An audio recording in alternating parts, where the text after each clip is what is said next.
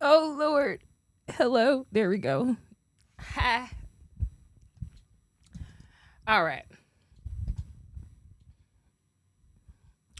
All right. I am finally here. Hold on. I don't even know where the rounds of applause are. Mm, mm, mm. Child, I'm fired. I am fired.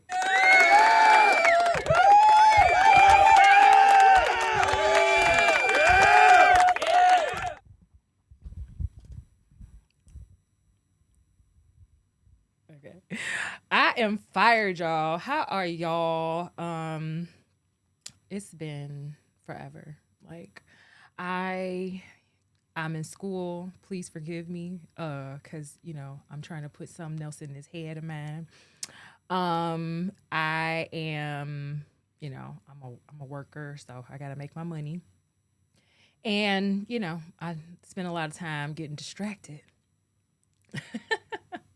by various things, topics, events, people, etc. Right? Just we all do. And so I know that the feminine the feminine has gotten very public, uh you know what's the word I want to use, like we've gotten a lot of public criticism for sure, right? As women, there's a lot to carry as a woman, right? uh from a young age, we all kind of know, you know there's a lot of rules. You have to tell your daughters what to wear, how to wear it, where it's safe to wear it, what to say, how to act, just to be safe, going out on a date. I was just thinking about this the other day. It's like, the nerve of any man to ask me to make plans or try to, have me carry any of the burden of the date outside of preparing myself and arriving. Okay. And holding myself together through the night. Whatever that means, it's relative. And no, seriously, like there is so much that goes into, as a woman, like us getting outside, because like we have to make sure we're safe. We're texting our friends, our sisters, like, this is where I'm going, this is who I'll be with. Um, you know, just trying to gather whatever intel we can just to make sure we're safe out here alone in these streets with y'all, right? And then even just like the simple things, like listening to music, walking down the street or on the train. You really can't even enjoy the music at a volume, irrespective volume, because you have to be aware of your surroundings. Women are so much more quickly judged for certain things, so that it just goes on and on, right? And so there's such a burden, and we don't want to use that crown because it's heavy. It's a heavy crown. Heavy is the head that holds the crown, right? And being a woman is a very heavy burden. So I'm not complaining. I will take it because I understand the power it holds. But I don't know if all of us do. And so that's why I'm here today. Because, like, we have a lot to fight for as women. And I don't know if maybe y'all think we got it all, or like it's concrete, or it is irreversible, or, whatever. I don't know. It just seems like we're doing a little too much celebrating and gloating, um, and basking in the identity politics of having a woman run for office. Just a lot of yes queen, you know what I mean? And that's fine, except like we got real shit to worry about. Like, and so I remember when Kamala initially I think was elected to the Senate, I want to say, or when she first ran for president the first time or whatever, that I supported her. I bought a hoodie and everything. Like I literally did. I'll be the first to admit it. 1 second there. Woo, sorry. Had to have a little something to eat. I had to scarf that down before we got started. TMI. Anyway, so yeah, like I was supportive of her, but it was definitely just that I feel like that knee-jerk reaction that I am seeing many people have now, which is it's a woman of color, it's about time, right? And so I understand, like, we get caught up in the waves, right?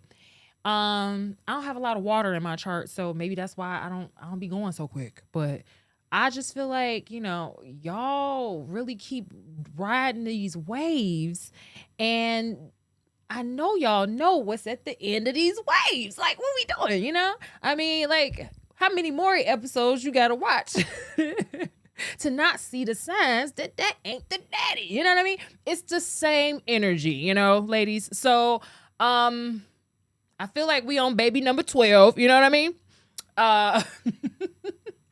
And I don't want to do it. I don't want to chase another nigga down the hall. Okay, ladies. I don't want to do it. Okay. So all I'm asking is, can we please make sure we got the daddy? That's all. That's what I want. I want us to have the daddy. And by daddy, I mean the right mamala, the right mom, or whatever y'all looking for. But at the end of the day, we grown, and y'all gonna have to raise yourselves and parent yourselves. So done with that rant, but let's get down to it, because I had a little bit of something I wanted to go over, but let me see how much I got here. So yeah, so generally there is a lot of hate around DEI, right? Diversity, equity, inclusion, right? And Black women, you already know, we have to benefit from that the most, right? If there is a way to make it fair and palatable to the mainstream, right? And so how we selling any of this when we're not selling the benefits? Like, you can't come in like, oh, well, we have women, they're women. Yay, that's all we need. Like, no, oh, she doesn't identify with woman's issues. Oh, not a problem. Like, is this a male identified woman? Have we asked ourselves these questions? I'm not sure, because all I see is people talking about coconuts and dancing and shit. Megan Thee Stallion, y'all. I love Megan, and I love Megan. I really do. And this is why I say, cancel culture is whack, and you have to separate the art from artists, and the art and the artists from their politics and their moral compasses sometimes even. And, I love me some Megan down. But she was just at, can I pull up a picture of this shit? She was just, oh my God, I'm getting emotional. She was just at the damn thing with oh my God, at the damn rally or some shit with Kamala, and she was twerking in a suit. It was a cutoff shirt. It was just, let me show y'all. I just can't. Who gonna take a? Sorry, who gonna take us seriously, ladies? Who is gonna take us seriously? We have the stage, and this is what we've done with it. I'm sorry, it was supposed to be like so dramatic of a reveal, but I didn't have it ready. So hang on. Let me see if I just want to get a photo of her on the, oh my God. I love her down. Love her down. The look is so cute, but like, no, I can't be behind this. So hold on, let me see if I got this screen right. That ain't it. Okay, cool. We gonna get it. Hang on.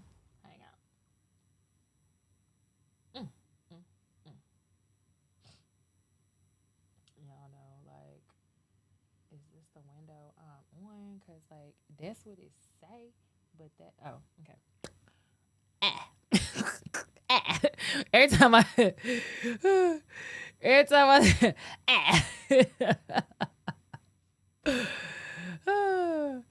anyway, I love me some Megan, but come on, this Kamala fault. You know what I mean? This Kamala fault right here. This ain't Megan fault. Can y'all see this shit? Bro, I want to fucking cry, man. Black women. Ooh, what? I can't. Y'all can't even argue with a fresh and fit with a Kevin Samuels on this one. What you gonna say? What you gonna say? What you gonna say? And I'm not even. You know what I mean? Like I'm never gonna hoe shame, body shame. You know, black girl have fun shame. You know, entertainers are not our like moral compass. I am always gonna tell you that. But Kamala decided, or whomever in her campaign, that she got left to work for, because that was a whole nother thing. Didn't nobody want to work for the damn lady. We could talk about that. All y'all work with one of them bitches. I'm just saying. All y'all work with one of these bitches that you ain't want to work for. I'm just saying, but you gonna overlook that. But okay, I'm gonna just shut up. But can we see? I wish I could make this full screen. I just want to zoom in, because what in the entire fuck? What in the entire fuck? Get this shit out of my way. What in the entire fuck? Why is... One time she wants to. Okay. Why is she twerking? There's video. I don't know. You know, I don't even want to get into all that. But why? And you can see the reaction to some of the people. Let me pull this. Let's go back. Hold on. Let's just read this article first of all, because I want to see what the Rolling Stone got to say about this. What the Rolling Stone got to say about this. Y'all trying to... So I want to make sure we're understanding the point here, like from election standpoint, okay? Like, let's be fucking serious. You guys are trying to win votes as a Democratic Party, right? From the swing states, right? And from... These are mostly moderates, right? Hotties for Harris, okay? Okay. Hotties for Harris, okay? I'm just going to say, what the fuck, okay? All right. So it says 3-time Grammy winner was there to perform in Georgia at the Georgia State Convocation Center in Atlanta. Her first campaign rally in the city as the presumptive Democratic nominee. Naturally, Megan wore a blue... I'm sorry, let me give credit to the writer here. No. Who wrote it? I'm sorry. Oh my God. Meg Capper? I'm so sorry. Meg Capper Conte? I'm so sorry. Where was I? So naturally, Megan wore a bright blue pantsuit fit for a hottie, complete with a cropped blazer, and button down, skin tight bottoms, and a necktie to match. Okay, naturally. I'm sorry, but see, I'm not at the political rally. I'm not on Kamala Harris campaign managed, whatever team. You know what I mean? All right. So complete with a crop blazer button down. Okay, we did all that. She took care to censor her tracks. Is that the right censor? I think that's supposed to be with a C. But okay, y'all, Rolling Stone, you do that. Her tracks, and keep the twerking modest as she and a crew of dancers burst into Girls in the Hood for her 2020 flip of an Eazy-E classic. Right, because, Kamala's favorite rapper alive is Tupac. Shout out to Drake. Shout out to, which one was that? Not Family Members, no, the other one. Ooh. Okay. Do I want to see this?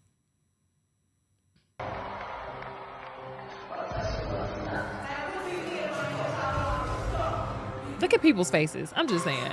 I'm not saying to be judging people, but this is how is this? I'm sorry. I don't mean to be yelling at y'all. But how is this better than Sexy Red? Now, I want y'all to see. Remember, hold on. I want y'all to see.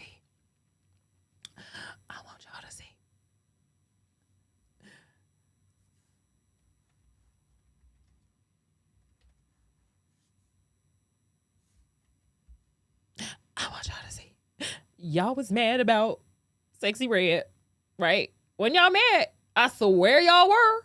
I swear y'all were. Sexy Red said she wanted Trump back in office on a podcast interview. Y'all was mad. But I want to say she was dancing at some type of rally, or she had something about a Megan. She dials back her MAGA support in June. I'm sorry, I'm just reading stuff online, y'all. You know that sometimes I get distracted. I got a little ADHD. But yeah, you see what I'm saying? Like, what's going on there? What's going on? Black Twitter in October was pissed. She came and dialed it back. Response to criticism. Let's see. Here we go. Can I do this? No, I cannot do that. I can do what I want, motherfucker. There we go. I run this shit. All right, so, what? I don't want to know. Decline. Get out of here. All right. Sexy Red responds to criticism over Trump-inspired hat during performance. Okay. Oh, gosh. Sexy Red has sparked debate among fans following her performance at the 2024 Roots Picnic, where the stage was adorned with what some believe to be a giant MAGA-inspired hat. Because I think it said, "Make America Sexy Again." She said what she said. I mean, you know, she want to make it sexy. I mean, what's wrong with making America sexy again? If Megan can make America WAP, then why can't sexy make it sexy? If Megan can make it mamushi, I don't know what it means exactly, then why can't sexy say fuck her baby daddy? Which, I don't know how that works if you're anti-abortion, but okay. Yeah. Anyway, Sexy Red has sparked debate. We did that. Okay. Neighborhood Talk took to Instagram, where they shared a video clip of Sexy Red performing Bow Bow Bow. Oh, I just brought it up. F My Baby Dad at the Fame Festival held at the Mann Center in Philadelphia over the weekend. However, it wasn't her energetic performance, but the stage props that caught fans' attention. More specifically, a hat that appeared to salute disgraced. Bro. I hate it here, bro. Y'all are throwing so much on everything, and it is like, when it comes back, y'all don't want to hear it. Like, do y'all not see this? Okay, anyway. Disgraced former president Donald Trump reading "Make America Sexy Again." I think y'all left a Y off. Get it together. I know what I be catching them errors, bro. I need to be an editor. Like, y'all need to pay me. I know what that hat says. It's clearly MAGA inspired because she's a Trump supporter, alleged one user, referencing Trump's famous slogan, "Make America Great Again." Adding, sexy fans, just dumb as she is. I mean, I gotta read it like that, right? If they think they can gaslight people, says a lot about one's character if they go out of their way to defend this lady. Judge you. I'm gonna judge you. Yeah. Let's throw some rocks, y'all, in our glass houses. This shit is so wild. Like, y'all wildin'. I'm just saying. Y'all wildin'. Y'all can wild if y'all want. But I just want y'all to know y'all wildin'. That's all. I'm just here to let y'all know. If nobody told y'all, if y'all was not informed, I'm just here to let you know. Y'all out here wildin'. And, you know, we can say what we want to say about black women and what we deserve, protection, respect, all that other stuff. But, I'm just saying, you know, it's like, you can't give like 500 mixed signals and then be like, well, why are we not getting results? Because nobody knows which direction we're going. Okay. Black women, nobody knows where we trying to take this. And now we literally have the potential to put somebody at the helm of this ship of not just America. I just, you know, I think y'all really don't get the gravity. Let me look y'all in the face. Hold on. I don't think y'all get the gravity of what is happening. We are on the brink of so many transformations, like on nearly every level that you can imagine. Okay. Historical. Okay. Like, I don't think y'all really understand. And we about to put somebody at the front of a wave that will not only ripple across America, but the world. the universe and time. The damn aliens is watching. And y'all out here ski with coconut tree.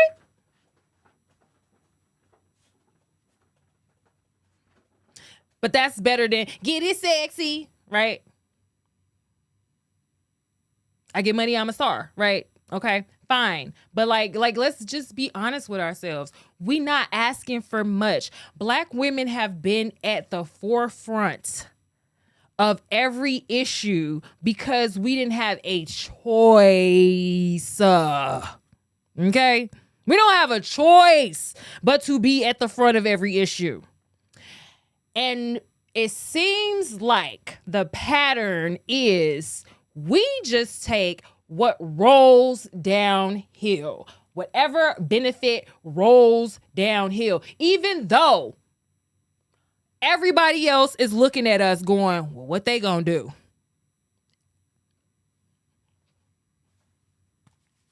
Everybody.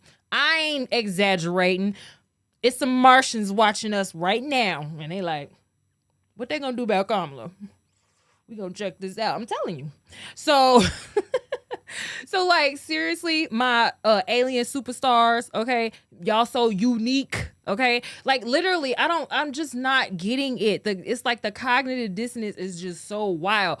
We have the power right now to ask for what we really, truly need. And instead, we're gloating, we're playing, we're joking, and that's fine. Like, you can have a good time, but I need y'all to actually hold people accountable. And y'all need to make sure that this woman knows we not fucking playing around. Like, we need you to come in and, you know what I'm saying? So if you're going to support her, make sure you have informed her of what you expect and put your money where your mouth is, and also your resources, your time, your efforts, your community. Like, it's too much at stake, and y'all know that. But don't let people scare you into not asking for what you need. This is what happens to women when we out here dating. You know what I'm saying? You need something, and this man supposedly is there, that supposedly cares about you, that supposedly is there to protect and provide for you. But here you are, crying, whining, complaining, sweating, bending over backwards, bleeding by your damn self. Why? Because you don't put your foot down, step up, and say what you gotta say, and then shut up about it and see what he gonna do. And move accordingly. I'm saying, right? Because if, for example, not, a friend of a friend of a friend, right? I know somebody, they own a home, you know what I mean? And they had like a sink backup or whatever, you know what I mean? And they knew somebody that, basically could have helped them fix this problem. So they asked that somebody to help them fix that problem. This person happens to be a male that also happened to have access to this woman sexually. Okay. Okay. And so that motherfucker, this friend of a friend of a friend, basically did not come through. And it's like, oh, okay. So you say something, you say it maybe again, you mention what you need, you bring that to the forefront. This individual that's supposed to be tasked with helping you, okay, because that's what you said, because that's what you had promised, a deal is a deal, okay, but you ain't coming through. What I'm supposed to do next? I'm supposed to move on to the next candidate. The fuck? You know what I'm saying? I'm not supposed to sit there and keep waiting on this person, keep voting for this person, keep choosing this person, keep campaigning for this person, keep dancing behind this motherfucker. I'm a savage. You're an idiot. Okay? You're an idiot. Because you need to go and move the fuck on to where you appreciate it, celebrate it, and lift it up and support it. Not keep falling for the same tricks over and over again. Right? Black women, like, literally, the whole movement, like suffrage, right? Like, we're expecting white women and I ain't even about to try to make this race, because at the end of the day, women are women, and women need to figure out women's issues together. But that's a whole nother topic for a whole nother day, but it's very related to this. We have so much that we have to offer as far as a community to each other, right? And we really need to stick to the fuck together right now, right? And at the end of the day, we have played ourselves over and over again as women. But white women had so much to lose, right? Being right under white men. And I'm not trying to make it like white women struggle more than black women. I'm not even about to do that. I'm saying when you're a white woman in that, class, whatever ruling class, you're not gonna go against the patriarchy, because the patriarchy gave you everything you got. Right? Like, why would I go against that? Right? I'm male identified at that point, because males in whatever industry got me what I got. Chances are, right? Like, even so, we looking at like all these billionaire supporters of Kamala Harris, and most of them people are the, George Soros, Melissa Gates. Like, you know what I'm saying? That's the patriarchy. That's who's giving her money. Are y'all looking into that? Look at her husband. Are y'all looking into that? Like, you need to look at who is around this person. Her children are his children. She don't have her own children. She's stepmama to them children. And I'm not saying that in a negative way, but what I am saying is her loyalties are more wrapped in the people that are immediately surround her. We don't know who this woman is necessarily as a person, because she's very inconsistent. Like, if you look at her speeches, you look at different little clips that came out, like where she tries to be relatable, and like she talks about like Thanksgiving or something. I remember there was that one time it was a big controversy about her mentioning something about stuffing in a traditional like soul food like Thanksgiving, and everybody was like, wait, you don't even have Black American, like, what are you talking about? Like, I'm sorry, but who was making the cornbread dressing? Like, what? Like, and I'm not saying like other cultures don't eat like whatever, I don't know, like, so I'm not even about to get into that, like what other dishes people have. But what I'm saying is, we all know she was trying to relate to the Black community in a soul food in the regards of soul food, right? And make that connection. So please don't play dumb, okay? It's been multiple other opportunities where she's like, instead of being authentic to her being Jamaican and Indian, she instead made it about making it Black, which I ain't about to get into that either, because if you don't know, you need to go look up Yvette Carnell, you need to go look up ADOS, American Descendants of Slavery, and you need to go educate yourself, go read some books. But you can't sit here and act like you are Black from They Not Like Us. Like, we just did this. Y'all went from They Not Like Us to I'm With Her. And it's sad. Like, and it's not about race, but it's the point is they're using race, right, to get you to go along and vote for them. I saw an ad on Instagram where she basically said, I'm running against Donald Trump. And if that's all you need to hear, then you can donate. Click the link. I'm like, like, I don't need to know nothing else. Like, I'm really supposed to just be like, oh, okay, you're not Donald Trump. But that's where y'all at with it. That's how simple y'all become. Y'all are so moved by fear. And what are you afraid of? What are you really afraid of? You've been out here in the world on your own, right? If you look at what you got to say about it, right? And I mean, the way, again, that's why I'm really trying to get away from the whole race thing. But like, okay, I get it. Like, a lot of the history leaves out a lot of Black experience, right? A lot of everything leaves out a lot of Black experience. But also what's left out that y'all keep overlooking, and then when it's brought up, y'all dismiss it, and y'all gonna continue the pattern to the point where ain't nobody gonna say nothing for y'all ass, is that y'all dismiss white advocacy. I don't like that shit neither, because at the end of the day, if it weren't for white abolitionists, a lot of this stuff wouldn't happen. And granted, yes, Black people took the biggest risk and probably, were at the, had the most fatalities, had the most, casualties, whatever, right? But white people was getting hung too. White people was getting hunted down too. Like, you can't sit here and act like it was just all white people back then that was against all Black people and y'all didn't do nothing. Y'all just let us die, because that is false. Please stop getting emotional about this shit. Y'all need to calm the fuck down, because at the end of the day, Black women, we have the most to lose. We have the most to gain. We are at the forefront. Our eyes are on us, and history has told us over and over again that we have to fight for ourselves. And we cannot fight for ourselves if we are literally letting people make us divide ourselves, make us use excuse me, those divisive issues as our talking points, as and basically turn our movement into the exact, polar. It's the opposite, but it's the same concept as MAGA, right? You're turning this into a worship. Like, you're worshiping this woman, and it's like, I'm not gonna just be with her because she her.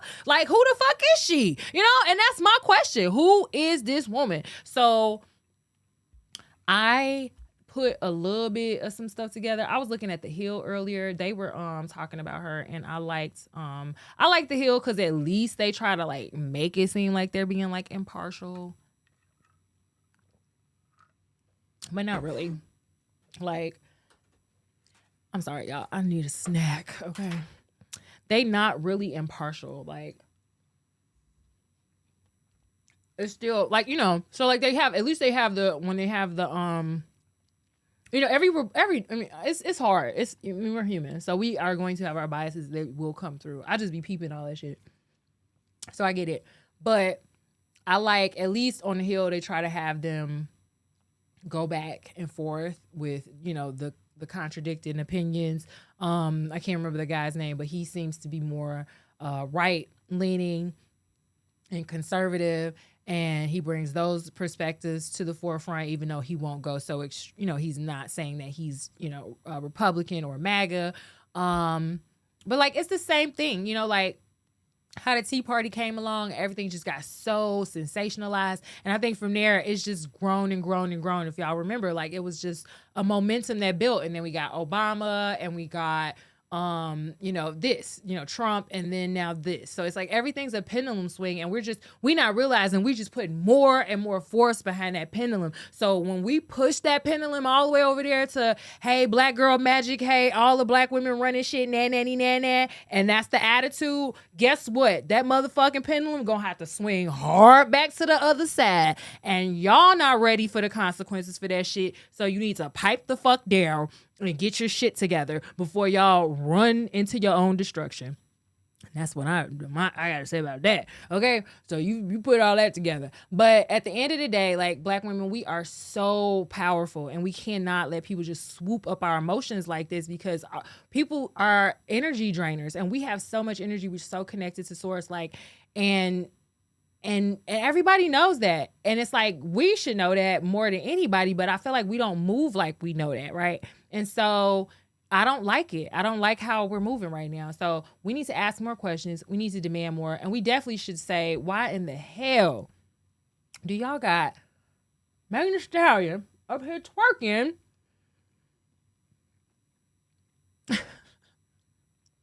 Why y'all got Megan twerking on the stage? I need to know about the policies. What about abortion? They're like, look, plan B, play plan B, play plan B. They're just gonna play songs. They just gonna play songs, cause y'all didn't. This is what y'all settled for. Y'all just want a DJ Kamala.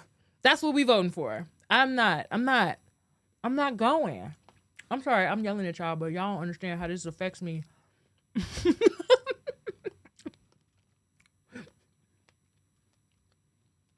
So, DJ Kamala,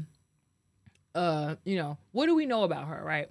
So, when I want to know somebody, like, for real, what I do is I pull up they chart, they astrological chart. You know what I'm saying? And that's what I'm about to do. Cause I gotta know, who is this woman? Like, y'all can go look up all that other shit. And like I did, pull up some other stuff. But I want to pull up this first, because it's just so funny to me. Like, other than a serial laugher, who the hell is this woman, right? And they was mad about that. Let me show y'all. I be all over the place. But y'all already know I'm gonna jump around. So look, they dumb. Trump's campaign works to convince voters that Harris is crazy because of her laugh. The focus on the Vice President Kamala Harris's laugh is the latest maneuver in an age-old practice of labeling women's emotions as hysterical, experts say. So I think I read this one earlier. Sakshi Venkatraman. Okay, sorry once again. VP Harris has been criticized for race, gender, parental status, and most recently, her laugh. With conservatives designating her laugh as crazy, nuts, and a cackle in recent weeks. This the news, okay? This the news. I want y'all to realize this the news, okay? Just note that this is the news. And a cackle in recent weeks, the language used to describe it is loaded and steeped in sexism, experts are saying. During a campaign stop last week, former President Donald Trump mocked Harris's laugh, calling her Laughing Kamala. You can tell a lot by a laugh, he said. She's crazy. She's nuts. Well, then I'm downright damn near insane. The National Republican Senatorial Committee released a memo last week highlighting what it saw as weaknesses in the Democratic camp.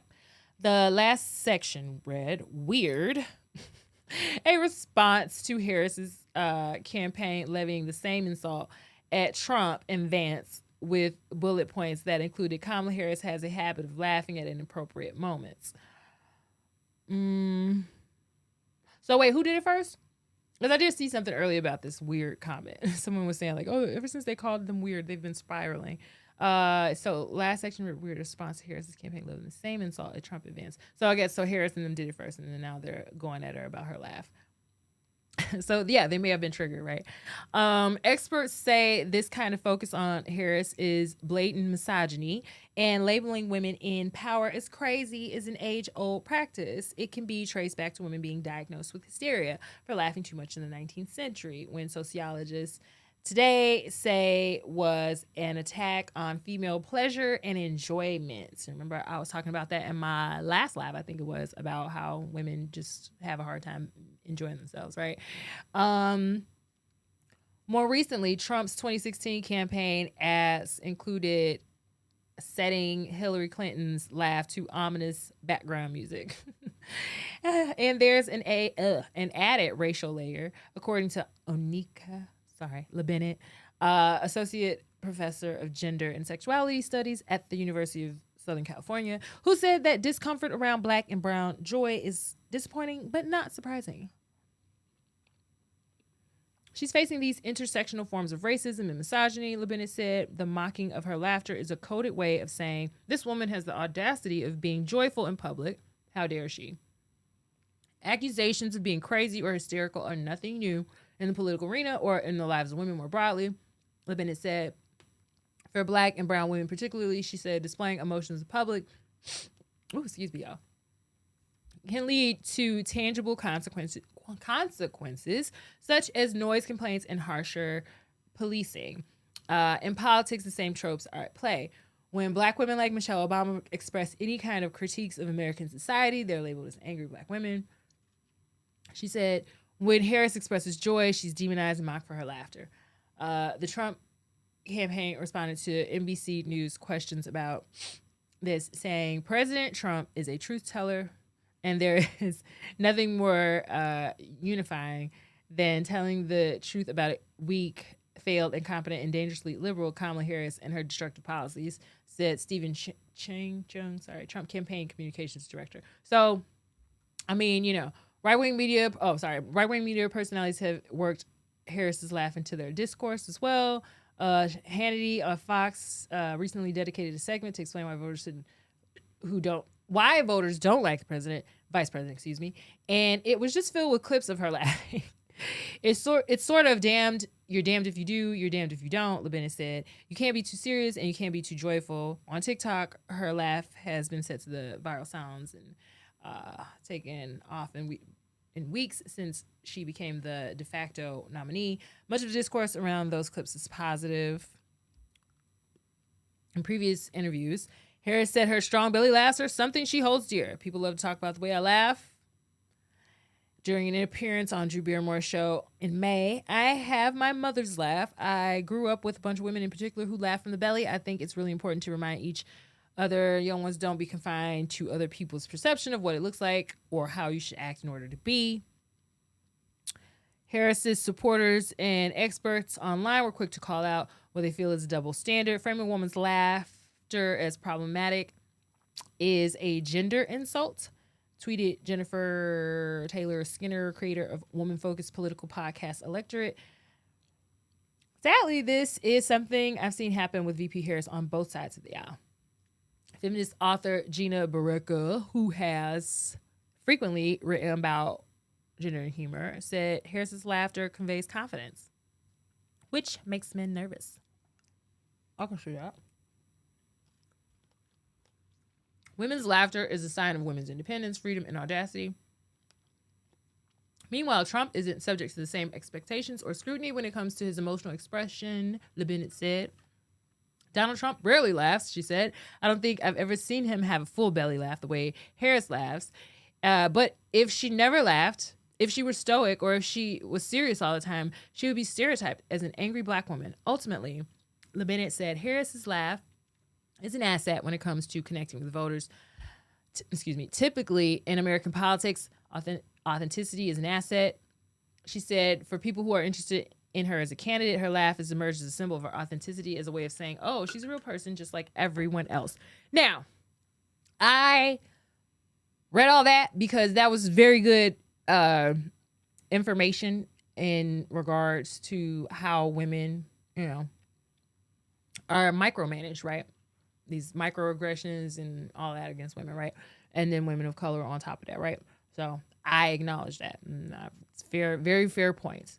But is this really what the fuck we're talking about? Like, where is the policy? Nothing is serious around this conversation about her. I've not seen one serious article or any commentary from anybody, especially black, that is like in favor of her. Like overwhelmingly, the thinkers of, the thinkers and the people who I don't feel like are paid trolls or paid, sponsors, I don't see them coming out in droves or even at minimum to defend her background, her policy, any of that, right? So I know someone was talking about like there's holes in like her history. Like, hold on, let me see. Which one is this? Yeah. It was Jimmy Dore, right? I think so. Yeah. Hey, I'll see you on tour in Las Vegas, Chicago, and Grand Rapids. In Chicago, it's stand-up and a live panel. Laugh. Oh, damn it. Hold on. Oh, wait. I think he talked about it on this one. I Joe, saw it earlier. go to jimmydore.com for a link for tickets, and make sure you go to jimmydore.com. The fact that she covered up when the people were coming back with false positive drug tests to keep people laughs like a sociopath because she can't pick up normal social. Treated how the world was unfair to her. It's rather unhealthy. She laughs like does. Right? Remember that slogan, that little girl was me. Yeah. And the T-shirts with 10-year-old Kamala's face on them. And the really? her father. Okay, I think he saw. Well, we don't really know. What we do know is that she blames her father. She does not. For a link for tickets, and make sure you go to jimmydore.com. What is her trauma? What's her trauma? Well, we don't really know. What we do know is that she blames her father. She does not much care for her father. She will talk endlessly about her mother. Really? Her father, she rarely ever mentions him. It's like he doesn't exist. We also know that she spent most of her teen years living in Quebec in Canada, and she never talks about that. It's like a blank spot. I've heard different rumors about what might have happened during those years. I can't confirm them, but whenever she talks about her life story, she talks about her childhood in California, and she talks about, going to college or whatever. There's this big blank spot, and it's when she was living in Quebec in Canada. The other thing is that there is no politician that I can think of in modern times that talks about their own childhood as much as Kamala Harris does, right? Remember that slogan, that little girl was me. Yeah. And the T-shirts with 10-year-old Kamala's face on them. and the the endless references to when she was a child and when she was experienced discrimination or discriminated racism. The latest thing is her laugh. We're not allowed to talk about her laugh because she got bullied for her laugh when she was a child, right? There's this endless talk about childhood Kamala and how child Kamala was mistreated, how the world was unfair to her. It's rather unhealthy. She laughs it's not her laugh per se. It's her inappropriate laughing. That's right, but they're infantilizing her, right? And that doesn't help. Like, that's what I'm saying. Like, what is the point of this campaign? Like, it is literally so counterproductive for women and Black women. I don't know if y'all seeing this. Like, are y'all here? Like, that's what I'm saying. Like, everybody can see us right now, and they're looking at us, and we're signing off on this behavior as a whole. I'm just saying. It's the thing. It's not, we're not making fun of her laugh. We're making fun that she laughs like a sociopath because she can't pick up normal social cues and when it's appropriate or not appropriate to laugh like a maniac, which is what she does. And so I think she is a clinical sociopath. Most people who rise to the top of politics are narcissists, to say the least. But I think she's clinically could be diagnosed as a sociopath. So her indifference to other people's suffering is astounding. It's jaw-dropping. And the fact that she covered up when the people were coming back with false positive drug tests to keep people locked up, she her office anyway argued in front of a judge twice that we got to keep the prisoners locked up even against a court order. The court ordered her to release prisoners in California. That's how bad she was, and she still wouldn't do it. And the argument they came up with was that it'll upset the prison labor system in California. So I bet there's a lot more stuff, crazy stuff like that in here. Hey, here's one. All right, so they go on. You can go watch that about the stuff in his book, I think. So you can take that for what it is, but I'm just saying, like, this is, Black women, you can act like this isn't happening, but this is what white men are over there talking about. Not saying everyone's having the same conversation, but I want y'all to realize y'all be so worried about how stuff look. I know how y'all be acting now. I know y'all. Now, this is the thing. I know us, okay? They not like us, but I'm, you know what I mean? So, like, y'all as a whole, in general, okay, Black women, okay, Y'all don't like the conversations that be going on about our activities. Y'all don't like how y'all get treated out here in the world amongst ourselves and the others, right?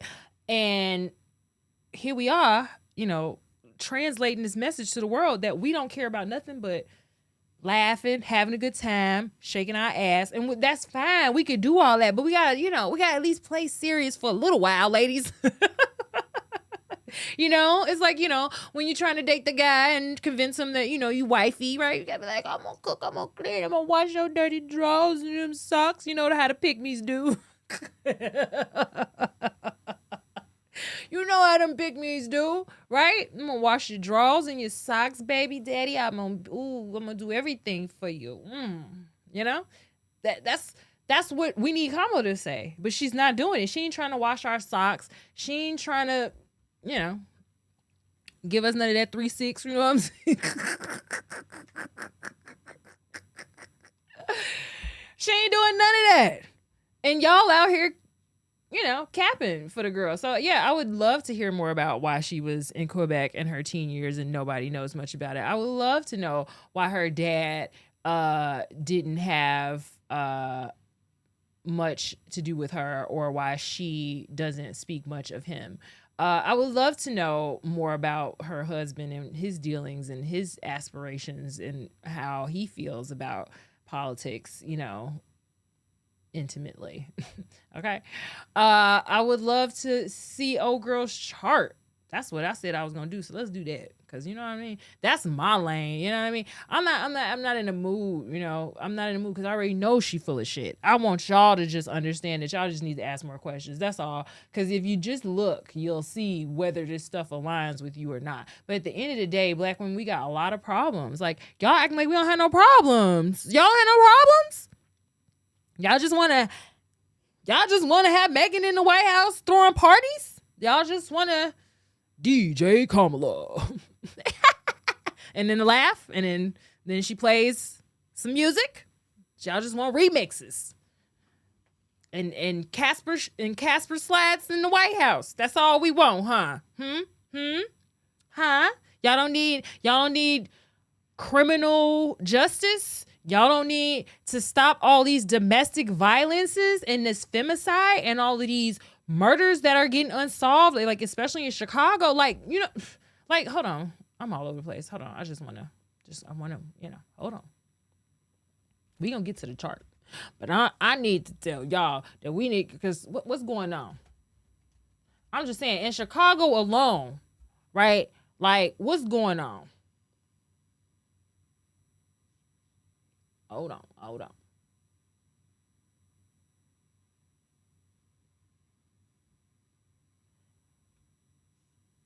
Child, because I can't. Y'all not gonna worry me. Y'all not gonna worry me. Oh, I know which page I be finding all that stuff on. Hold on. I hate that this fool changed this damn website to X, because when you type in X, what the hell come up? Nobody knows what I'm looking for till I got to type in x.com or Twitter. Then it's just silly. It's just silly business, Elon. Anyway, I'm already sidetracked. So look, every time Donald comes, what was I looking up? Oh yeah, so these people with this crime, child. But just look at.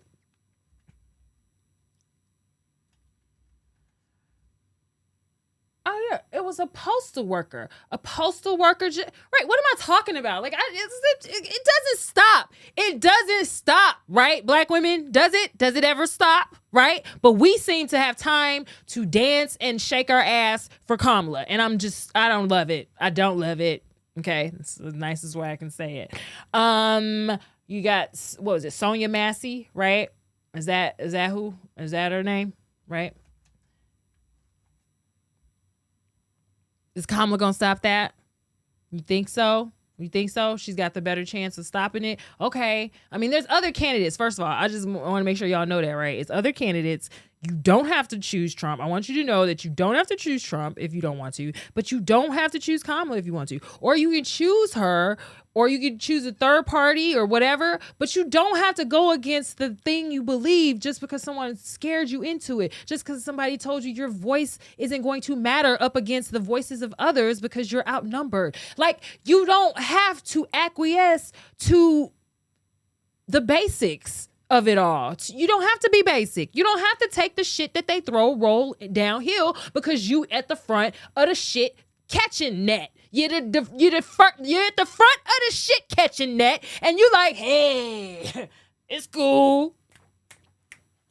Savage, classy, bougie, ratchet.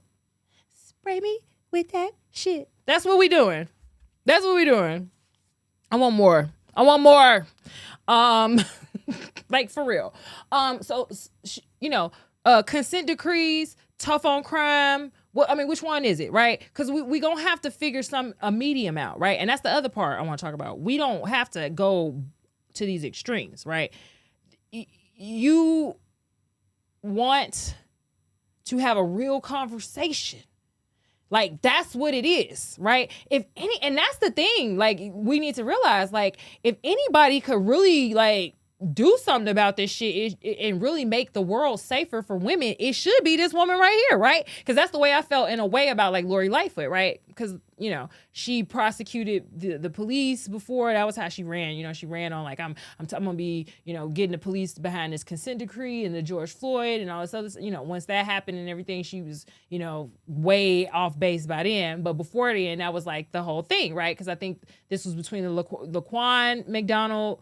So that's when that consent decree came out. And so she was, she'd run on that stuff. She said she was going to come in and do some things. And then you still had the Antoinette Young situation happen. And then, you fast forward, now we got, like, this happened in Springfield, but still Sonia Massey. There's so much to want for police protection. But for the most part, our neighborhoods, right, are overrun with crime because it's our own men, mostly, committing them crimes. I argue with your mama, right? So black men in our community, right, who's supposed to protect black women, right, they not necessarily all able to or willing to or there to step up, right? And so now it's us against the crazy ass men, the broke ass men, the mentally ill ass men, you know, all of that, whatever's happening that's adding to the crime. Argue with your mama and Brandon Johnson. And what's the superintendent, what's that motherfucking name? You know what I'm talking about, right? Argue with them about that, okay? Point is, we got to find a balance between that, right? We want police to not kill us, okay, when we're not doing anything wrong. But we can also say, I want police to protect our neighborhoods. I respect the job, right, that they do. I need them to do that job. So you can't come out here and swing on all the police and then be like, hey, I need help. Like, you know what I'm saying? Like, we gotta really balance this shit out. We all over the place. I was telling a friend, she was talking about how like she was dating this guy and like she never was able to get him to like take her seriously, and it just felt like the relationship had no direction. But she was like, at the beginning he had offered to like pay for things and like take care of her and like do things, and she would always reject that and be like no, and then she just kind of basically made herself like the side chick, the F buddy, whatever, like literally, like you just made him not do the thing that a man want to do or should want to do, like, and that a real woman should want a man to do. Like, the fuck? Hell yeah, take care of me. Hell yeah, pay some shit. Hell yeah, come over here and do all of that and then some more and then some more. You know what I mean? But for whatever reason, her pride and how she was raised and all of that, okay, that pick me shit got in her head and told her to tell him no and pushed that away. And so then you're giving these mixed signals. Now later you need a favor, you want him, you need him, da-da-da-da. Now you're trying to play the damsel in distress. Well, you can't have it both ways. You can't come in masculine and I can do it all by myself and then turn around and then come in and be like, why you not helping me? Like, no, you need to be like letting him know from the jump, like, I'm sorry, but if you're in my life, you supposed to be making things easier, not harder, okay? And you definitely not supposed to be like getting physical, intimacy from me and access to my womb and magical creative pleasures, okay? It's not for pedestrian access, okay? So, top flight, all right? So, so I say all that to say, I feel like we as women, like a lot of times we're like so emotionally like caught up, and that's fine. Like, we have emotions, they're beautiful, and I'm never gonna tell you to suppress that. It is so powerful when you use them in the right way and you transmute that energy. But you gotta think of like, Jean Grey, like, right, you got that power, you got that all of that, you know what I'm saying, you omega 5 whatever the fuck, all that, don't come for me, comic nerds, but you get what I'm saying. Like, you use that power in a way that is best for you, because if you don't control it, you could destroy yourself and everything around you, right? And so I feel like we're not seeing the whole picture. You have to find this balance in taking care of yourself and the community, right? And so you can't get so caught up in everybody else's emotions and issues and taking care of the men around you that will, some of them, leave you high and dry, or to the point where you're trying to take on all the loads that don't got nothing to do with you, because at the end of the day, who's going to protect you?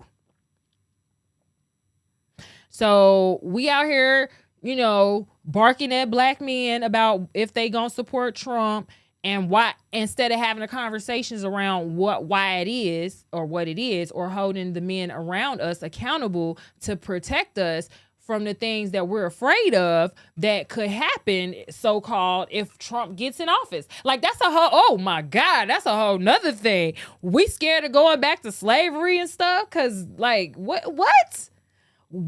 Y'all some punks? Cause what?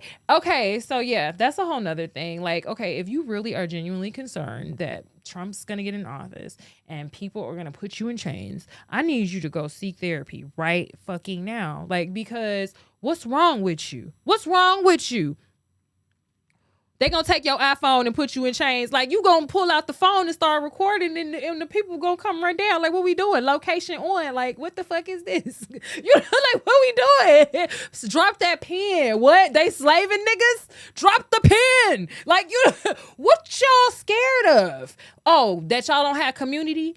That y'all don't have resources, that y'all don't have the muscle, that y'all not organized, that y'all partying too much, that y'all getting run down by crime in your own community, and then still got to worry about all the other crime and the weight of so-called white supremacy and the weight of so-called bad policies and stuff, when really it's just y'all not holding people accountable and stepping your own shit up and building your own shit up and stop relying on the goddamn government. Maybe a little bit, you think? Let's think about it. So, that being said, I would love for us to just find a direction, ladies. Black women, because again, white women, they're right under that power source, and they got to see what's in it for them. And if all that's in it for them is feeling like they less than because y'all over here throwing black girl magic sprinkle all over here and they can't get none of it, you see what I'm saying? Are you understanding what I'm saying? What they gonna do? Why? What's in it for them, right? The police, like, I can't go all the way to one side or the other on that. So I feel like as a black woman, especially in Chicago, with all, like I said, these domestic violence rates, these murders that are going unsolved, it's some serial killers out here, some serial rapists out here. Like, it's some real shit happening. It's a lot of child trafficking, a lot of sex trafficking. I don't think y'all fucking see what's going on. I don't think you see it. And that border is part of that, right? It's part of that. And so you can sit here and play crazy if you want, but I'm not going to play crazy. So you better start thinking about your real problems. So I'm going to end with that part on all of that, because I'm getting hot and I ain't trying to sweat my edges all the way out yet. Okay. But we're going to talk about, I was going to try and get into like Kamala and all her like mysteries and stuff. But the last thing I think I wanted to look at was her stinking chart. Cause you know what I'm saying? But yeah, that white dudes for Harris was funny. Cause like, once again, we bringing it back to race. So like now, like, we're going to bring it back to race and we're going to make it all about race again. And then we're going to be like, well, but this not DEI. But yes, it is. Like, or this not affirmative action. And then like the Supreme Court like then shut that down. So like, y'all not understanding y'all not reading the fucking room. Y'all not reading the room legally. Y'all not reading the room as far as, justice is concerned, as far as criminal justice is concerned, as far as national security is concerned, as far as race relations is concerned, as far as domestic terrorism and international terrorism is concerned, okay? Y'all not reading the motherfucking room. And like I said, them aliens, they probably out there too. They like, damn, if these bitches take over, either if the aliens is not cool like that and they don't want to party with us, then we're fucked black women. I just want y'all to know. Because, I mean, I'm sure they convinced like them bitches is cool as hell. But if they see us out here just being absolutely fucking counterproductive and ridiculous, you know what I'm saying? I mean, I just think it's the same like logic as like the Terminator, you know what I'm saying? Or like the machines like being like, oh, they gonna destroy themselves, so we gotta destroy them first. You know what I'm saying? Or whatever. Like, which movie was that? Was that The Matrix? But you know what I'm saying? Like, we're so against our own interests and all like spinning around and in different directions, and it's just crazy. And I don't expect us all to get on the same page. But let's not make this shit about race. Like, you can't be white dudes for Trump and white dudes for black dudes for Kamala. Like, you would be mad as hell. Like, white dudes for Trump. Okay, we know that like it's implied, but that's what I'm saying. Like, you have your identity, but you don't have to keep gloating about it. Like, you don't have to keep harping on it. Like, just do you. You know what I'm saying? Like, we're not focused. It's crazy. It's childish. This is not a popularity contest. This is not high school, bro. Like, I need us to grow up. Like, for real. So we don't need to be basic. Like, we can walk on water, guys. Did y'all see that about Sha'Carri? Like, Sha'Carri, they said like science broke it down like she can walk on water. But anyway, like, for real. Well, like, we don't have to be basic, okay? We're like so amazing. So let's just get out of this, because it's literally like, if the future is female, it can't be the future is female and a high school popularity contest, because like that's some bullshit. Like, we got to be better than that. Like, this is 14 going on 40 or 40 going on 14. Like, what are we doing? Like, you know what I'm saying? I need us to get it together, because everybody is literally watching us. Like, we throwing political black face and black girl magic glitter all over our problems, and it's just not gonna get us nowhere. It's gonna get us further into some bullshit because, like I said, that pendulum is about to swing hard back the other way in 2020. What we gonna be looking at 2028? Y'all gonna be looking real fucking crazy if y'all don't do this shit right. I'm just saying, real crazy. Woo! Sorry, I'm so sorry. But yeah, like we just blew off an assassination attempt. Did y'all see that? They said Google won't even come up with and I saw it for myself. And the reason I think is because a lot of these news sites aren't even using the word assassination attempt. They're not using the word shooting. They are literally trying to, I feel like, move the algorithm to like, you know, at least in a substantial way as far as they could, outside of, you know, all the rest of us online tweeting and stuff or whatever. But the so-called credible news, right? They just like, we're not going to even use no words. Like, they're just calling it an incident. An incident. You almost got killed. And they calling it an incident. That ain't weird to y'all? Y'all seen the Secret Service director or whatever, she got fired or whatever? They said the whistleblowers went to the guy, one of the former people that was over it, and it was like they knew that something was wrong and why they move all of these unprepared people over the rally. You seen the footage of how them people was standing there looking scared and looking crazy. They ain't had no idea what was going on. I'm just saying. Okay? So, MLK, okay? I'm not trying to put Trump and MLK in the same boat, but, you know, somebody shot at his head. Look, the man, and as they was talking about, he was an earshot away from the popularity vote. I swear to God, that was in one of them articles. Hold on. I gotta find that picture.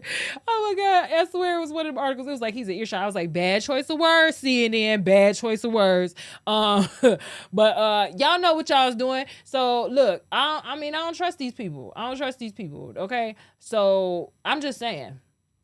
And then you see now suddenly Trump is very pro-Israel after that shit happened. Allegedly, I'm just saying. So come on, ladies, let's just wake up because we gotta read the room. We in trouble, y'all. Molly, you in danger, girl. Okay. All right. So the chart. Let me go get up out of here because I know y'all tired of my ass. If you're here, if you're still here. This is going to be hell trying to figure out these chapters. It's going to be like ADHD 101. I don't know what the fuck happened. White Dudes for Hair still got me rolling. That is insanity.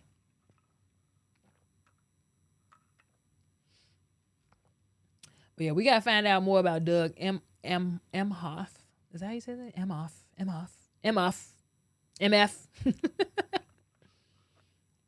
We got to find out more about him too, okay?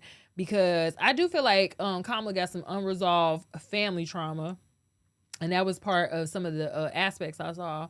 But yeah, for sure, something going on with this thing with her father and her Jamaican side, and then yeah, like what is going on? Why'd you dip off to Canada and ain't nobody seen you?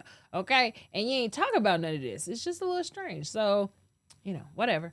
So yeah, so she has an Aries moon and a Mars Leo. I have a Mars Leo. Megan Thee Stallion has one too. So that's a strong, dramatic, okay, as you can imagine, Mars. So, you know, not one to shy away from the spotlight. But for sure, you know, strong-willed. But let me see. I had her chart. Let me see if I can pull the image up so y'all can see.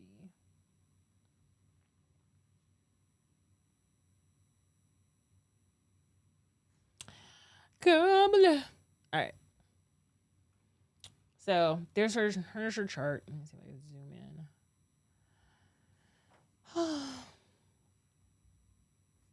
Oh my gosh. It's doing it? Okay, there we go. Da-da-da. All right. So, all right, this Kamala, October 20th, according to this, October 20th, 1964, this would have been local time in Oakland, California, according to this, 28 hours, so it's at 9:28 evening. So if you're an Astro girl, this is astroseek.com or Astro Boy. Whoever you are. Astroseek.com has this chart. I'm sure you just type in Colin Harris astrology natal chart and pull it up. But anyway, this is a natal chart. Just the gist of it is like, this is your wheel of the picture of when you were born, okay? And basically, like, of the planets and like all of the angles and houses, which basically are the places in which things happen in your life. That's these slices in the wheel. So you'd have 12 of those slices, and your ascendant is your rising sign, which is the horizon. At the time, that's why you need your time of birth to get that accurately. So if this time is accurate, her rising is on top of her north node in Gemini. And Gemini, hello. Trump's a Gemini. Kanye's a Gemini. Now I know she's a Libra, right? And so you got Libra scales, right? That's an air sign that is a thinker, that is a diplomat, that is usually someone who is fair, right? Typically takes their time to judge things and, act, right? But you got that Mars Leo. Mars Leo gonna rush some shit. Okay. She got a moon in her 11th house in Aries. And so I like to look at moons and ascendants more than, I feel like moons, ascendants, Liliths, Pluto aspects. Yeah. Midheaven. Right? Chiron, your womb. So she's got Chiron out there in her 10th house in Pisces, it looks like. Is that right? Yeah, Pisces. In her 10th house. So her wounds in her 10th house. 10th house is your career. Is your career and your public image, right? On top, right behind that midheaven, right? Coming right up on the midheaven, right? So that is her, like, in Pisces. Chiron, let's look that up because I'm interested in what that would mean. I think I did look that. Let me see. Chiron on top of the midheaven in Pisces. No, I didn't. All right, so.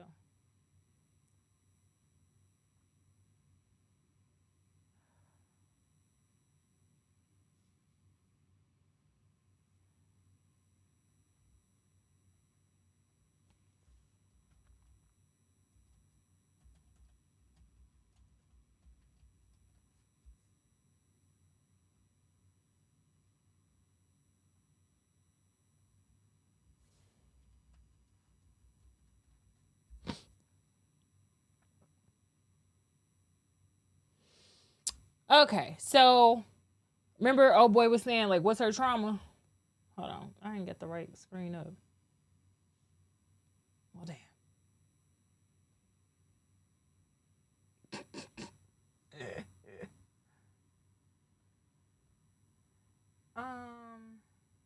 we go. Ooh, that was so disrespectful. Like, it just came right on out. Anyway. All right, so these AI overviews be pissing me off. Sometimes they be good, sometimes they don't. So let's just read. Let's go ahead to this one. The placement of Chiron and Pisces represents, y'all see that? Yeah. Represents deep spiritual journey of healing and transformation. Is a journey marked by empathy, intuition, and a deep sense of interconnectedness. Individuals with this placement are natural leaders possessing a profound ability to understand and connect with others. Y'all believe that? Let's see what it say. They are peace seekers who go with the flow of life, trusting in the universal process. However, they may struggle with facing their lower aspects of self and grounding their spirituality in the material world. Ultimately, their journey is about accepting and transmuting the denser aspects of self, finding redemption, healing, and liberation in the process. Well, that was very short. Here there was more. Okay, so one of the greatest strengths of this placement is an inherent healing capability. The combination of Chiron and Pisces can lead to a deep understanding of the self and others, allowing for profound emotional and spiritual healing. The transformation is often accompanied by a sense of peace and acceptance that is characteristic of Pisces. Another strength lies in the ability to connect deeply with others. The interconnectedness symboled by the Piscean fish can translate into a profound empathy and compassion, making individuals with this placement excellent healers, counselors, guides. They go with the flow. Okay, I think I read all that, right? Yeah. So deep emotional wounds. This can mean dealing with deep-seated emotional wounds and traumas. Take a lot of emotional strength and resilience.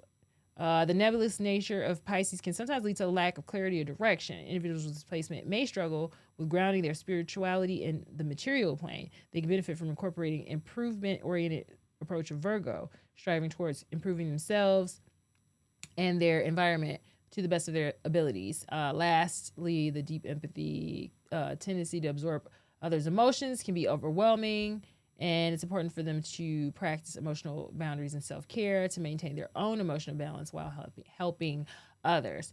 So that sounds pretty, benevolent, right? I would hope. That was a very benevolent. I just don't like how benevolent it was. That was not what my intention was. No, I'm not trying to paint her in no way, but it's funny. It's just like, come on. There's every sign has its downside. Like, you just can't just all be sunshine and lollipops, right? Where was that other one? Here we go. Let me see this one. Because I know it was another one. And then now with the AI, that's what I'm concerned with, is how the AI result came out with that other aspect that wasn't so, happy. Chiron and Pisces in your chart cause you to experience a loss of faith and trust in the divine. Now, see how very different that aspect is? And see, I can see that too.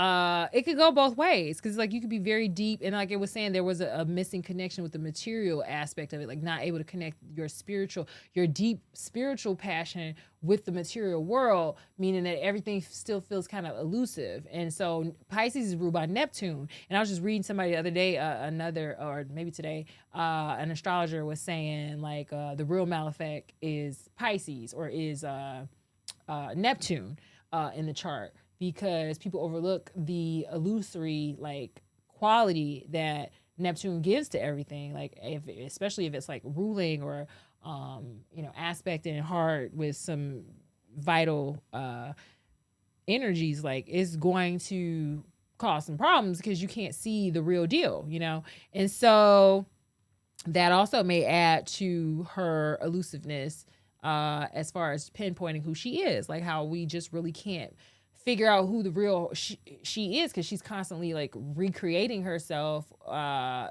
literally all the time. And I think that's what we're looking at right here, that Chiron and Pisces is her having that wound of having to keep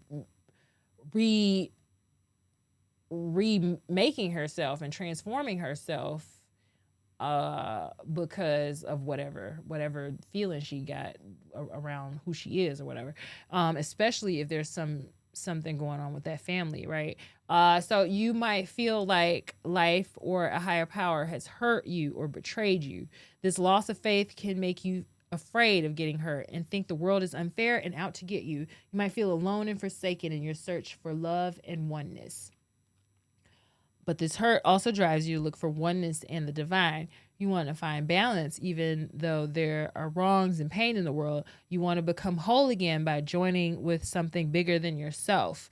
This search can show up in different ways, like hardening up or becoming too sensitive and teary. Now, she's got a Aries moon. Yeah. So that's a prideful moon and emotional sometimes, right? Angry, impulsive, possibly. Hard aspect. Opposite her sun in Libra. So you've got Libra trying to keep everything balanced and diplomatic, and then you got a moon. So you want to be more balanced and diplomatic, but you got that emotional side that's kind of like, right, pulling you the other direction. And then the Chiron, and that's opposite her. Oh my God. She's got 3 planets in Virgo. So Virgo, the perfectionist, right? The server, right? Service, loves to serve others in her 4th house. So, and she's a stepmom to the mother kids, so that could be that, a lot of that going on, happening there. That Piscean wound across from it. Pluto is conjunct her Uranus, so some surprises, some household surprises there. Something is going down in that Harris house, y'all. Cause I'm just saying, 4th house Pluto conjunct Uranus and Venus in Virgo. I don't know, y'all. Hold on, let me see this. 4th house Pluto.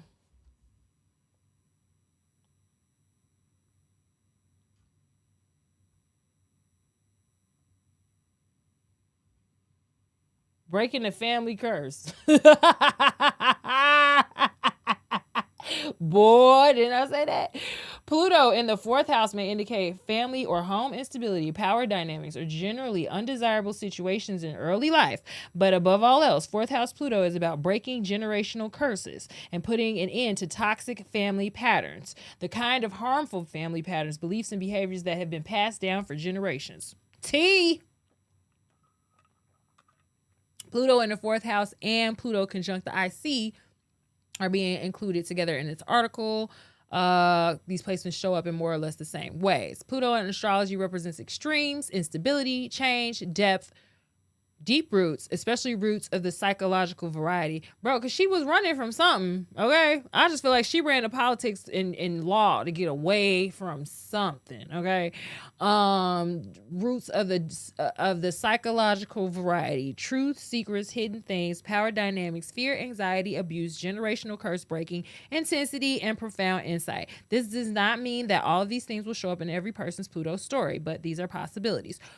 Okay, so the 4th house and the IC sit at the very bottom of the chart and deal with the roots of all kinds of family origin, and so that's where she is, right? So that's the IC, the Imum Koli or whatever, and it's right there. So 4th house, of course, and then that Venus too. I want to look at that Venus there, but okay, so yes, I'm going on.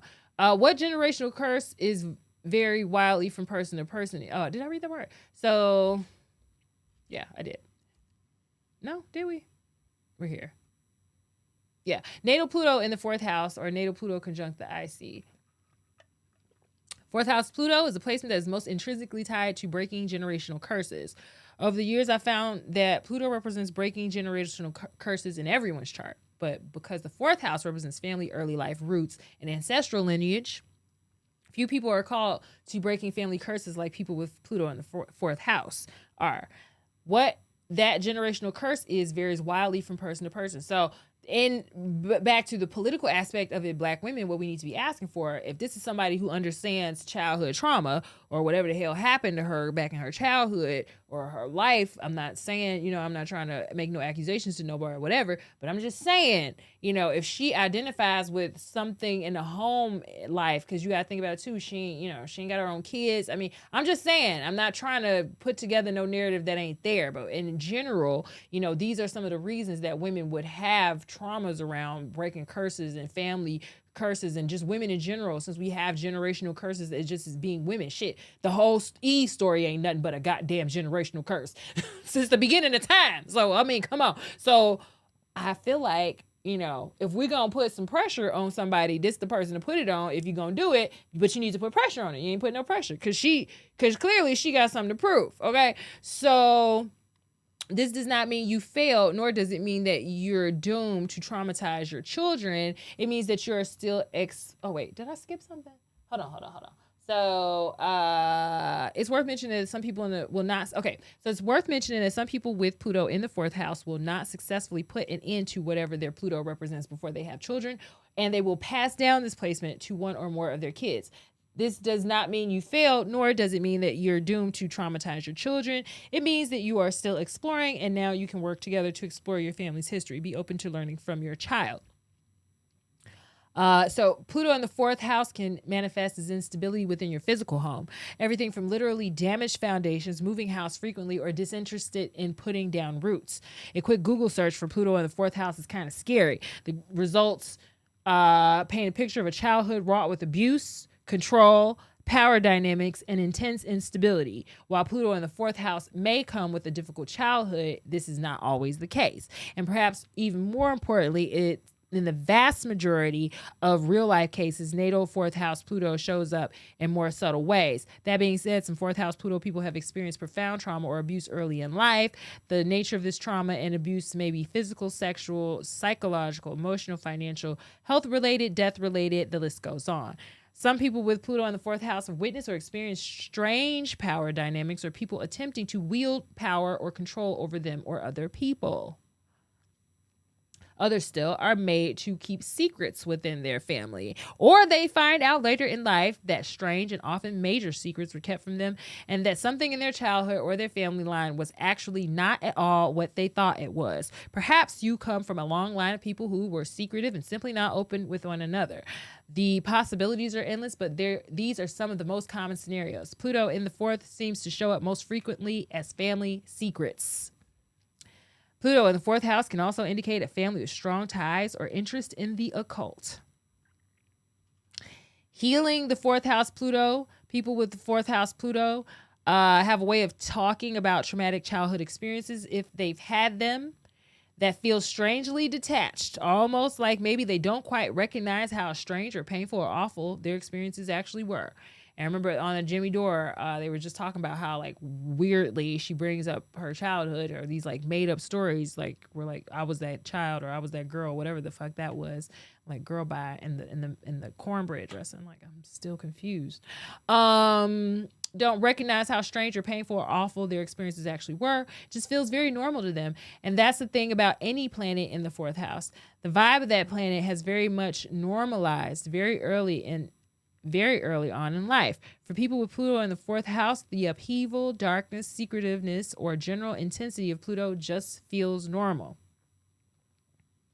So if she got trauma, she don't even know that shit trauma. That's what I'm saying.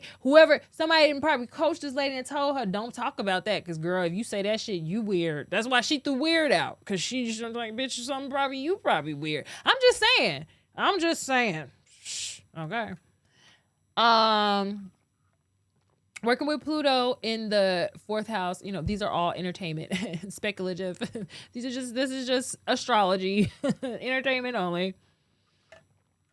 With gently but viscerally, somatically acknowledging that what you experienced was traumatic, and while it was your normal, it should not have been and does not have to continue to be. We tap into the most positive expression of Pluto when we stare the truth right in the eye and choose change. Stare the truth in the eye and choose change, ladies. 4th house Pluto means staring the truth of one's early life or long-term family life history, in the eye and choosing not to continue the pattern, committing to change. Let the ways of the past end with you. So, like, seriously, that's the same thing. That's what I'm saying with us. Like, we, through it all, like, sexual assaults in slavery and beyond and all of that and all the violence and all of the the fact that we don't even have overwhelmingly the economic opportunities and the power and the that we should have because we don't have the black family that we should have and the generational wealth that we should have, and so we can't overlook that stuff. So we got 4th house Pluto issues as black women to work with. So all that shit I just read, that should apply to us as black women, as women in general, but definitely to black women, because we literally have not healed our past. We have not healed our past. We can't have healed our past when we walk outside and we're afraid of the very men that we've birthed, the very men that we date. Okay, that postal worker just got shot, a few weekends ago. Why? I don't know. How many missing postal workers? Like, that was the other lady who was missing, the pregnant one. So many missing pregnant women. Like, it's so much stuff. You know what I mean?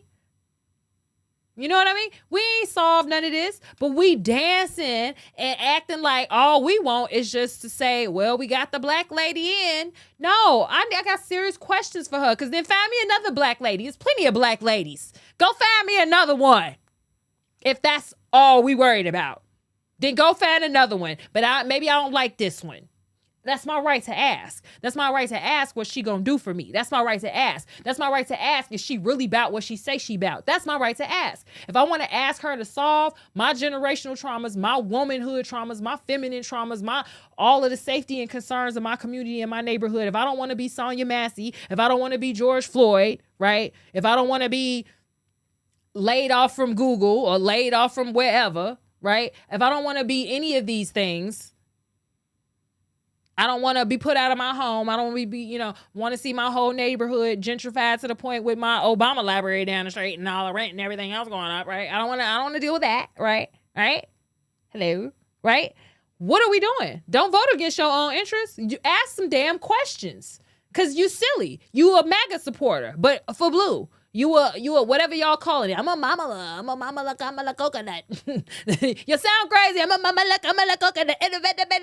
Like, wake the fuck up. Okay. So I'm gonna end it on that. We was gonna read some more old girl's chart, but I feel like, to me, that was enough. Like, because for real, that fourth house, y'all can look more into that. But fourth house with all of them planets loaded right there, old girl went through some shit, bro. Oh, girl went through some shit, and y'all better start asking her some serious motherfucking questions. Because why were you locking up moms?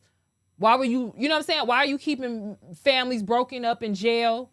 What you got going on, girl? What's the beef? What's the beef? What's the issue? What's your karma? What are you battling in this 10th house that you done came out here to make us all pay for, right? What's that? Because that's what that's giving. Why are we paying for all of that? Aries moon, Mars, Leo, I'm just saying, this chart could go a couple ways. It could go one way or other. You know what I'm saying? This is somebody who could come out and heal everybody, or this is somebody that could come out and fuck us all up. And I'm dead ass serious.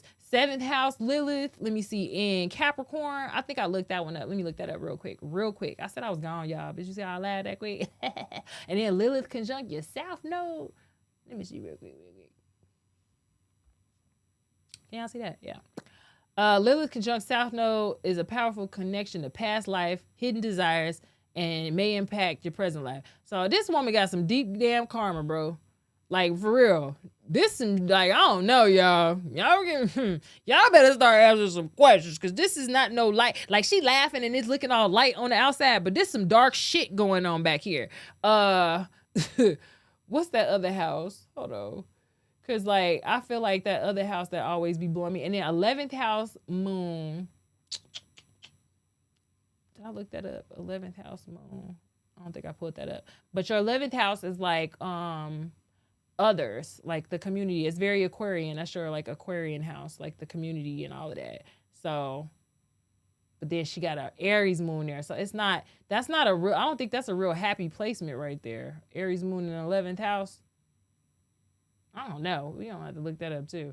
Anyway, so Lilith conjunct South Node. So it holds a deep symbolism, reflects the emergent unconscious desires, unresolved experiences from past lives, reveals the shadowy aspects of one's psyche, and signifies a potent connection to the spiritual, emotional, and sexual realms. Okay. Y'all seen her out there in that lingerie with Montel Williams, okay? Mm-hmm. Shared themes of Lilith and South Node share several themes that are amplified when they're in conjunction. Our past, the dark moon, suppressed desires, raw primal instincts. And then the South Node represents the past life and karmic lessons. When Lilith is conjunct the South Node, these themes intermingle, leading to a potent mix of past life karma and suppressed desires coming to the fore. This conjunction often signifies a strong need for spiritual and emotional growth, with the individual being drawn to explore their darker side. and her husband was an entertainment lawyer. I'm just saying, Hollywood. Hollywood. No, I'm just allegedly. I'm just saying. Y'all better start asking motherfucking questions. Influence past life experiences. The influence of past life is particularly strong with Lilith conjunct South Node. There's unresolved issues of trauma from past lives influencing this person's current life. It can revolve around power, sexuality, repression, which are symbolized by Lilith. So challenges and opportunities, crucial for personal growth to deal with those suppressed issues and traumas and desires, desires and past life traumas, And then I'm just kind of trying to skim through some of this, but because it's pretty much repetitive. But yeah, healing is a theme, transformation is the theme, past lives, karma, heavy karma. So, this woman definitely got some stuff she bringing to all of us. Like, this chart is very much like giving, like, it can go both ways, very much. And I don't know, y'all not asking enough questions to figure out which way this shit going. That's all I'm saying.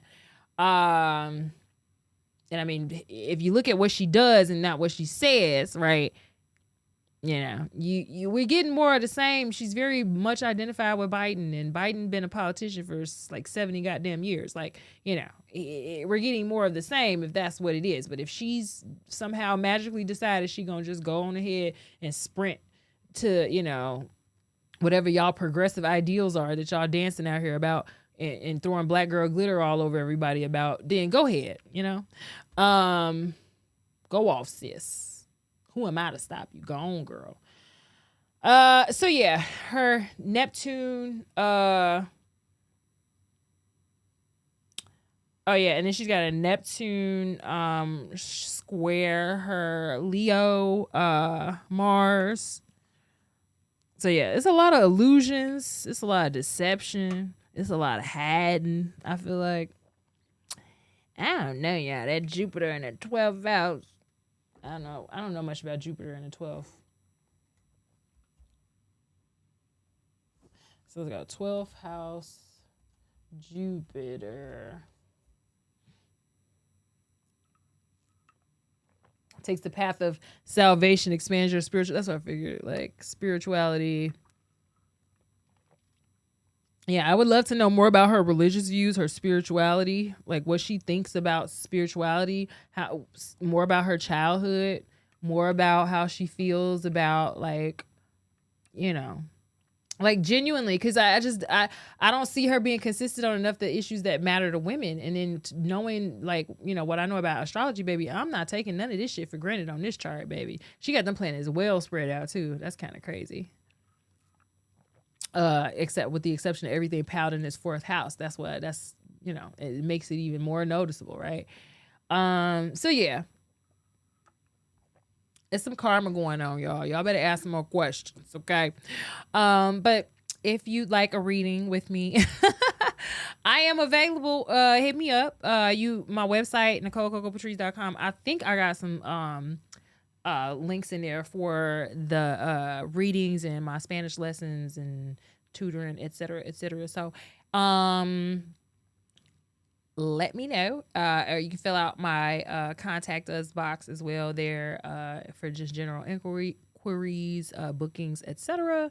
But other than that, y'all, this is what I was gonna give you on this, because I'm not even about to do all the policy stuff from the past, because we did that. Nobody wanted to vote for her before. Nobody wanted her in the popular, and the way they went about it, y'all know that was kind of slick. You know what I'm saying? Like, it's real. They playing right in our face. And I need y'all to wake up, and I need y'all to ask more questions. And it's fine. Like, if you're gonna vote for her, that's fine. But I feel like you should definitely think about what this woman is really on. Like, what is her goal? Hopefully it's to bring forth a time of change and peace and harmony and heal our homes and heal our feminine wounds and help families be, secure and physically and materially safe, economically sound and build generational wealth, especially in the Black community. But she's not really identified with any of that publicly in a very consistent, straightforward way. And so I need more of that. So yes, there's some policies that Joe Biden may have given us in increments and given us these breadcrumbs to student loan forgiveness and all of that. But I think I have the right to be worried about the southern border. I have a right to be worried about terrorism and domestic, terrorism and police reform and mental health and women's health. So all of that. We can walk and chew gum. We can yes queen and throw glitter and think about policy at the same time, ladies. But we have to because we're at the forefront. It's Sarah Connor, baby. It's who gonna program that Terminator? Kamala's the Terminator. No.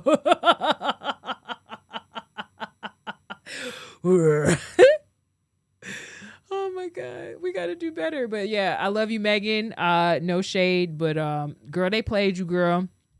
Cardi learned her lesson with Trump. With Biden, right? Cardi learned her lesson with Biden, but then let them turn around and convince her otherwise. So the next time around. So I don't know. They just playing right in y'all face, bro. This shit crazy. I don't know. Good luck, y'all. I wanted to pull up a comparison between how they talked about Trump and his attempted assassination, which basically never called an assassination or even use the word shooting. Okay. Versus Lincoln being assassinated. I actually accidentally pulled up a Tribune from 1865, and I found it very interesting. I was like, wow, this is wild. You can really see this shit in my school archives. And just reading about it, bro. We're so soft now. Bro, we would never let them publish that shit now, bro. They were so descriptive. Literally, you saw the hole in Lincoln's head as he lay there. They finally carried him away. It's crazy, right? And then you compare that to this, and nobody's talking about it. Nobody confirmed that he was even shot. Nobody's using the word shot or any of that. I'm just worried about us. Okay.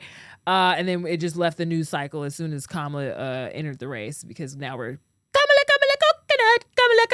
coconut. All right, y'all.